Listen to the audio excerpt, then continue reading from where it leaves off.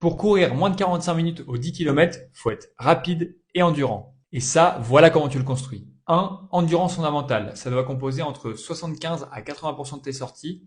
C'est là que tu crées ta base aérobie, c'est-à-dire la caisse qui va te permettre de tenir longtemps l'effort. Et du coup, moins de fatigue quand tu seras à l'allure 10 km. 2. Tu fais des fractionnés courts. 10 fois 400 mètres, 8 fois 500 mètres à environ 4,10, 4 au kilo. C'est rapide, mais tu en as besoin pour développer cette vitesse qui va te permettre ensuite de te sentir plus confortable à des allures plus lentes. Néglige pas les séances seuil. Je peux donner par exemple 3 fois 8 minutes à 4,40. Donc ça pourrait être ton seuil anaérobie, c'est-à-dire le moment où ton corps arrive à recycler le lactate. C'est l'effort que tu peux tenir pendant environ 1 heure. Donc 3 fois 8 minutes, récup 2 minutes. 4 fois 6 minutes, récup 2 minutes. 5 fois 5 minutes et toujours ces mêmes séances aux mêmes allures.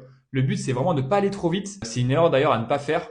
Parce qu'en fait, si tu vas trop vite, tu vas te cramer, créer de la fatigue et tu vas pas bien récupérer pour tes prochaines séances. Donc, va pas trop vite et surtout, tu vas habituer ton corps à rester lucide tout en courant à une allure assez élevée. Tu peux aussi, si tu as le temps et t'es motivé, ajouter une sortie longue, 1 heure à 1 heure 30. Tu peux la faire assez tranquille pour habituer ton corps à un effort assez long. Si tu veux un repère, tu cours un 5 km entre 21h30 et 22 minutes et normalement, tu seras globalement à l'aise pour courir ce 10 km en 45 minutes. Maintenant, 45 minutes, c'est pas réservé aux élites.